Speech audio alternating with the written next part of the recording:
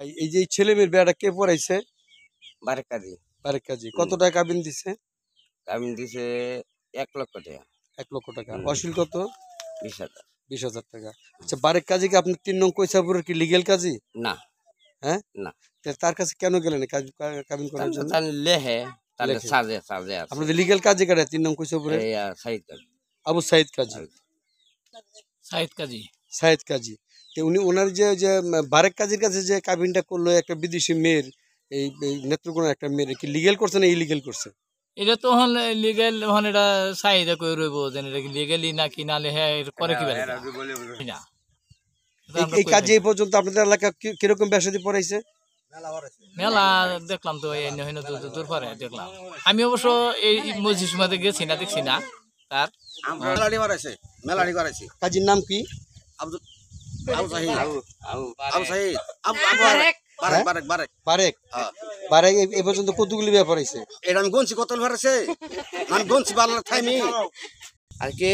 কালকে আমি ওরা আইছে সকালবেলা, ঠিক আছে, সকালবেলা আওয়ার পরে বেড়া আইছে, পরে আবার তারা কইতেছে ভাই আমরা বিয়া শাদী করবাম, ঠিক আছে। করার পরে আমি হালুয়াঘাট কাজীর অফিসে নিয়ে গেছি তারারে। নিয়ে যাওয়ার পরে কাজীরে মনে করেন যে জন্ম নিবন্ধনের কার্ড সেরা আর মেয়ের আইডি কার্ড আমি ফোন করে আনাইছি, ইমুতে আনাইছি।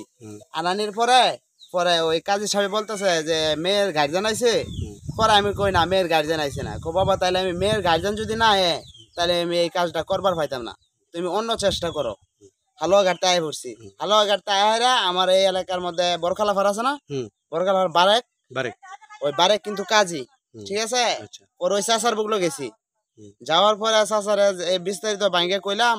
পরে কইতে কাকা শুনো, মনে করো যে মেয়ের গার্জেন ছাড়া এটা বাবা আমরা লেখবার পাইতাম না, তো তুমি মেয়ের গার্জেনটা লই আহেরা, পরে যে কোনো সময় তুমি আহেরা কাবিনটা করো, তাহলে তোমার সবচেয়ে ভালো হইব। আমরা যদি এটা কইরা দেই তাহলে আমরা ফেসও পড়বাম। এই কথা কওয়ার পরে মনে করেন যে আমি আয়ে পড়ছি।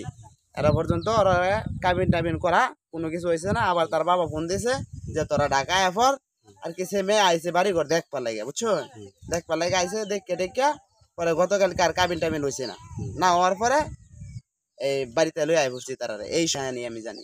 ডিফারেন্স হয়ে গেল না?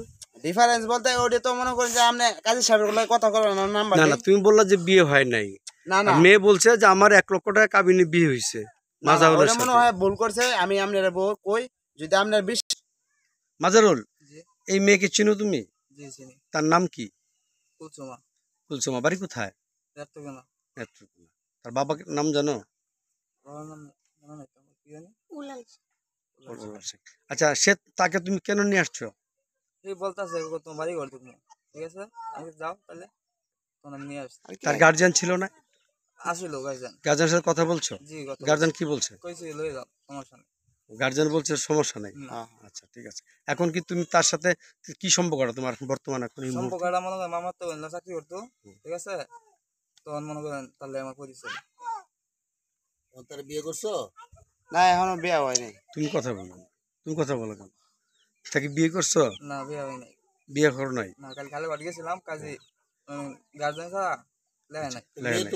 আচ্ছা, মেয়ে বলছে যে তোমার পাশে বসাইছি, মেয়ে বলছে তার সাথে 1 লক্ষ টাকা কাবিন ধার্য করে 20,000 টাকা আসিল, তার সাথে বিয়ে হয়েছে, এবং তোমরা একসাথে সংসার করতেছো। বলছিলাম, ঠিক আছে। না, এটাই তো এইটুকু জিজ্ঞাসা, তোমরা যে স্বামী স্ত্রী তুমি স্বীকার করছো? হ্যাঁ, তোমার স্বামী, তোমাদের বিয়ে হয়েছে, তুমি বলছো 1 লক্ষ টাকা কাবিন বিয়ে হয়েছে বলো নাই, এবং তুমি সংসার করছো, এক ঘরে থাকতো, সেটা বলো নাই। তোমরা স্বামী স্ত্রী তো এক ঘরে পাইলাম, এক ঘরে তো ছিল, তার মাঝে তার কোনো লোক নাই, তুমি তো নিজে স্বীকার করছো আমার স্বামী।